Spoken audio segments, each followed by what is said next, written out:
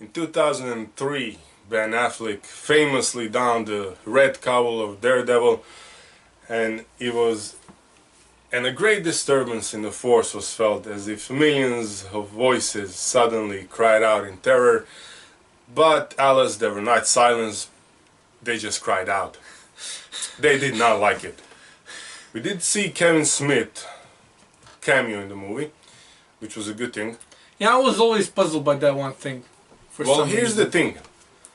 Kevin Smith and Ben Affleck were a couple of I didn't really know I knew they did one movie together, but I didn't know that was. We did Mallrats, they did Jersey Girl, and a couple of movies. So when Ben was doing Daredevil, he got a role for his friend Kevin because he knew Kevin was going to go freak out. Yeah, Kevin Porter also made an appearance in that movie as a bodyguard to.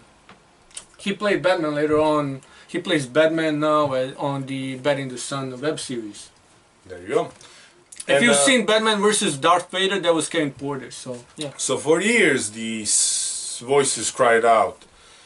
And we can say that they were finally silenced in 2015 when Netflix remade Everybody was silenced, man. Everybody. It took 12 years, but the voices crying out, but they were finally silenced in 2015 where Netflix actually made a... Listen, before we get into the whole Netflix series, this is gonna be season 1 and 2 review. We're gonna do them both, just, you know, and we're gonna probably spoil some things for you, but at the same time, if you need Daredevil needs spoiling, then why aren't you watching it? But I would like to say that before we get on Marvel's Netflix Daredevil, I actually like the 2003 Ben Affleck version. I did too.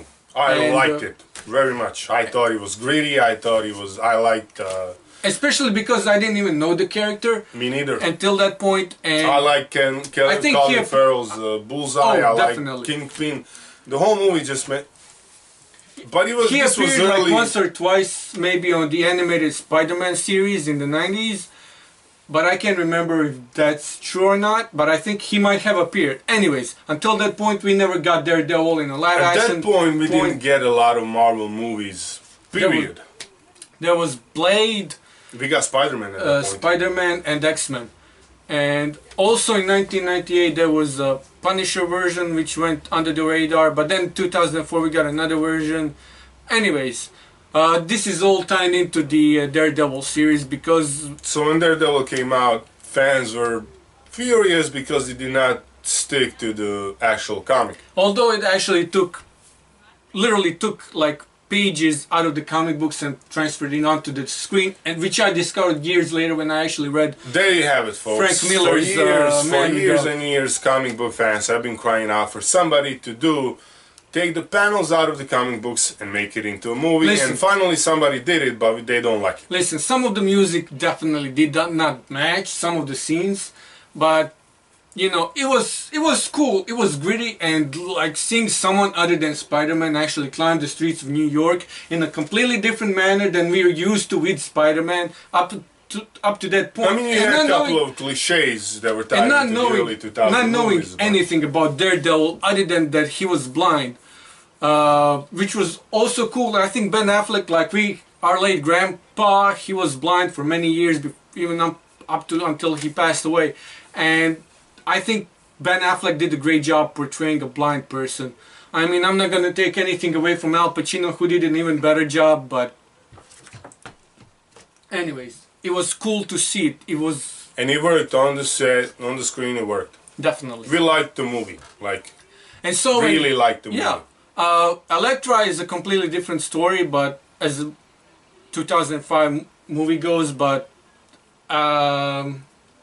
Listen, we're talking about the Daredevil Netflix series. Let's go. This all ties into the Netflix series. When they were announced, we were pretty.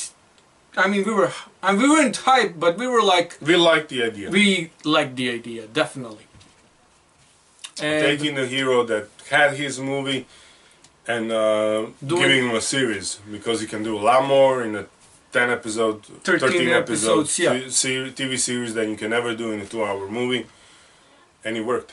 It worked so well. We were actually, they announced they're going to do even more series, and that they were going to release the season 2 the following year, which they did.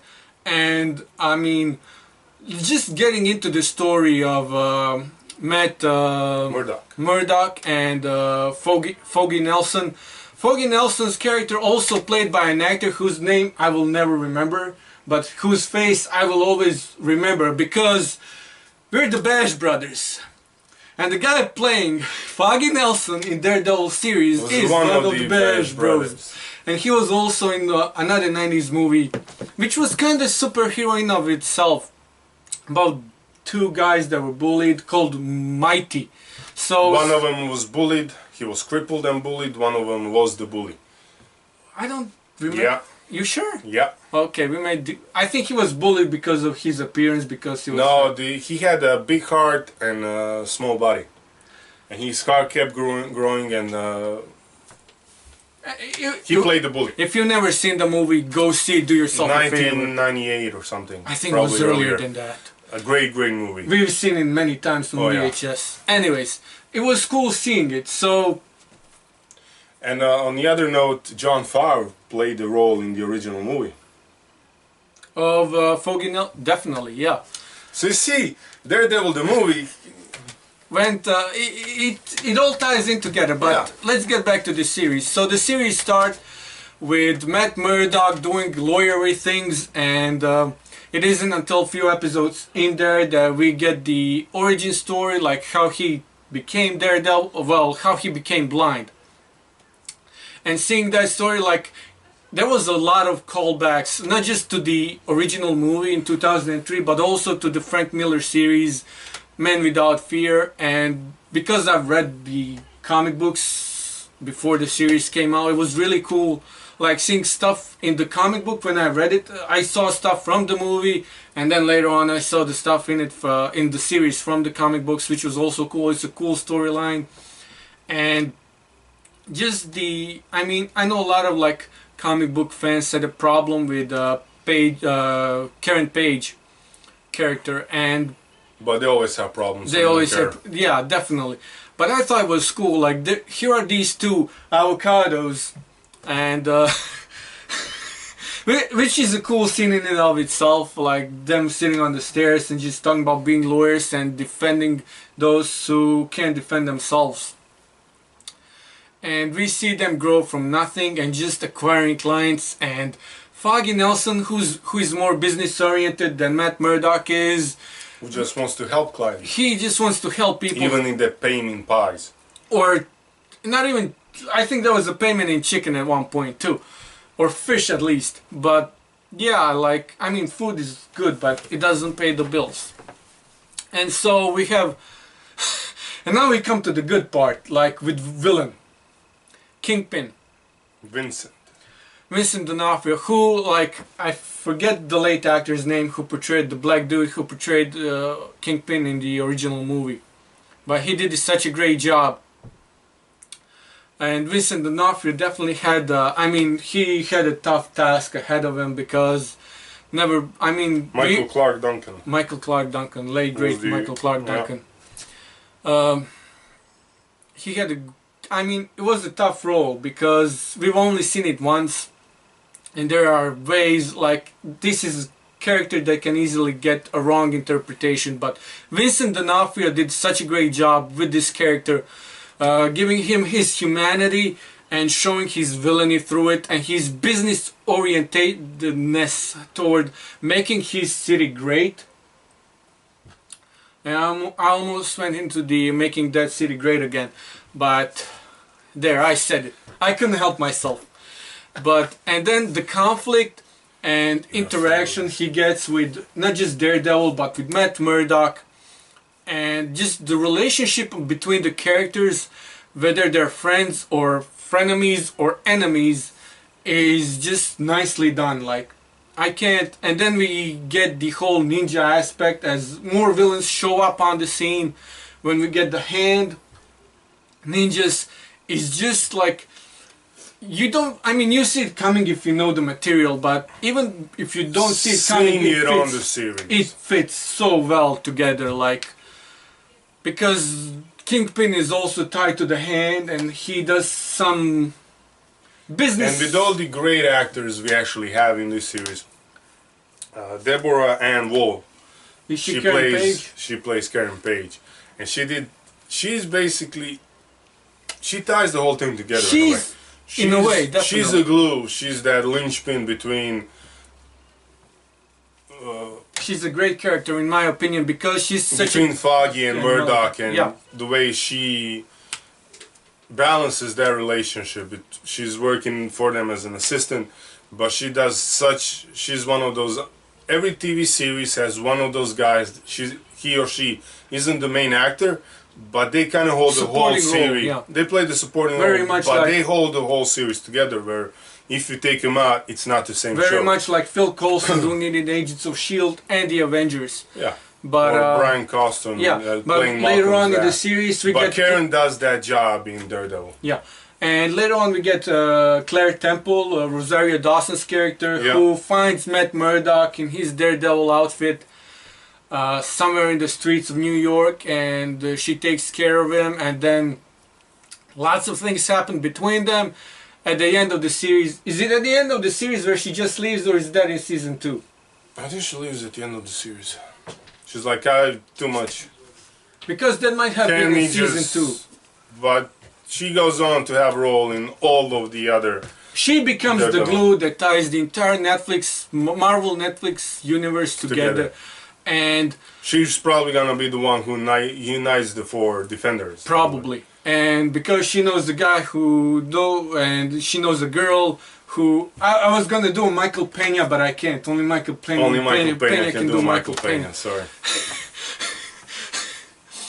And by the end of the first season, we get a whole arc with Hand gets... we get a whole arc unravels. Kingpin gets his arc finished and done, or at least so we think. Thought until season 2. And the series ends with Daredevil switching suits, and that's all we're gonna say about that. And seeing that happen was a story in and of itself, which gets explored in the series. Has a lot to do with the Hand, and he actually gets a suit for the first time. He's not switching suit. He worked with a bandana and a black tee, which was cool. Which was very cool. But he finally gets a suit. And then a year later we get season 2, and this was before Jessica Jones came out. Jessica Jones came out after season 2 of Daredevil was finished. We get introduced to a bunch of new characters. Elektra makes an appearance. Elektra and Punisher both make an appearance in this series. Both of them get their... we don't get Elektra origin story that much. We get her origins. We get her story, her history with Matt Murdock, and how they met at college and how they kind of parted ways. And then Punisher's arc. John Bernthal. Nobody expected this guy to even be in the series, but the impact he even do a great job, because we've got like 3 different versions of the Punisher before him. He's like the 4th incarnation of the character and in the live action universe. Fully never worked, but he does a phenomenal job. Listen, I could go on. Like, first half of the season is tied to the Punisher, the other half of the season is tied to Elektra and the Hand, which for some reason doesn't want to leave New York. And we talk about the Hand in Luke Cage, Iron Fist series. I don't think they didn't make an appearance in the Luke Cage. And just before we completely switch to the season 2 and season 1, another character that makes a great impact is Scott Glenn, who is the reason who trained Matt Murdock. Oh, definitely. In martial arts. And he's supposed to play a big part in what's happening next, but we didn't get to see him in season 2. Or he showed up, or he was name dropped, or whatever. He's not there. It was a while since you've seen the series, but I think he was there because Daredevil, he dated Elektra. Matt dated Elektra. Yeah. And now she's back in his life again, and Stick has this organization too of blind people who have these martial arts blind people. Yeah, They're blind, but they can and kick they're your ass. fighting the war against the Hand, and he wants Daredevil to join him, but Daredevil doesn't want because he wants to make his town safe. But the Hand is in the town, so he fights the Hand, and he gets Elektra to help him. Stick doesn't like the idea because she's the enemy, and because it turned out that she's tied in with the Hand. and then there's a whole story arc there behind it, but it ends. It ends and it progresses the story even further and ties it into the other series because we are going towards the Defenders, because Daredevil season 3 isn't scheduled to come out before the Defenders airs, so we know we're going there, and we know we're going to see the first seasons of all these other 3 series before the Defenders, which will eventually tie into the Defenders, which are coming out this summer, and I can't wait to see it. But overall, like if we were to rate the season 1 and season 2... What did we do for the Luke Cage, Iron Fist? It was in their 20s. It was definitely 20 something. Because I would can't remember. I would have to check the spreadsheet, but it was definitely 20 somethings. Oh yeah, it was definitely 20 somethings, but Daredevil is above and beyond them all. So far, I definitely agree with that assessment. He's the best Netflix Marvel series, yeah. By far. So we got Iron Fist at the Iron Fist was at 23 and 22. Luke Cage was at 24 and 22, and Jessica Jones was at 23 and 22. So this goes easily, gets another, I don't know, I mean for a TV series I can't give him, I give somebody 25. If I gave somebody 25, then this has to be 26. 23, Luke Cage is 24. And you know what, because this is different than what we do for the, I don't think our TV series rankings and our movie rankings because we are ranking the whole season because it is a 13-hour long movie. I can't give it a 26, it was way too good for 26. I was thinking the same thing. 26 is too low. So our rating scale goes from 1 to 30. Basically everything over 15 is good. Even 10 to 15 is nah. Everything under 10 you don't really want to... Watchable. You don't want to spend your time on anything that's 1 to 10. But we never went there. Not yet. Even 15 to 20 is like passable. Everything over 20 is pretty much awesome. And everything over 25 is, oh, this is good. But so to give, I don't know, like 28? You know what? 29? Can I go all the way to 30? Can I give Daredevil 30? You know, for both seasons? Yes. I concur. I concur, yes. We're actually going 30 for it's a first, yeah. We've never been to 30. We did close to with movies, but we never went to 30. But if there is a TV series that merits a full 30 out of 30, Daredevil seasons 1 and 2 definitely deserve it. Definitely. It's that good. It is that good. Like if you did not watch it, I don't know what you're doing not watching. Listen, Defenders comes in August. That's less than 4 months from now. That gives you more than plenty of time to catch up with Daredevil, both series, with both seasons, with Jessica Jones, with Luke Cage, with Iron Fist before the Defenders come up. Just do it. And you don't have to watch Daredevil first if you don't want to either. Just binge them however you want. Because they, as much as they do tie into each other, they don't tie into each other yet. Because Jessica... Except Claire Temple, we get these nuggets, like, I know a guy, you know, it's like...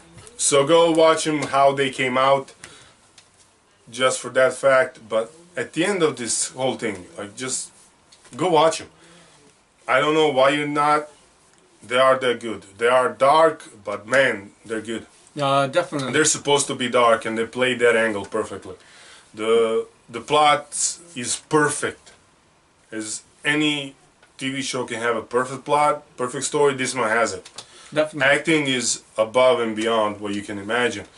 Every character, you believe they're their character, and the whole inner workings of what's happening. We said Ben Affleck did a great job, but let's just say that Charlie Cox did an even better job. He owns it. He owns it. Ben was the actor this guy owns the character. Definitely. Like he As does a great both job being blind too. Like As both Matt Murdock and as Daredevil. definitely. Definitely. The whole thing, just watch it. Because no words can describe how good this is. You gotta watch it. And it's 13 episodes long, so you're looking at... Per season. So looking at 13 hours, you can basically binge the whole thing in a week. Definitely. Definitely. And they're all out. You can grab them on Netflix. It's a Netflix series, so Netflix has them. Just go watch them because, like, we're doing this review because of the Defenders, and we did everything else. So this one's kind of made sense. Let's do a Daredevil one as well. We're doing it. But seriously, I don't know why you didn't watch it yet. Just go and watch it. Definitely, do yourself a favor.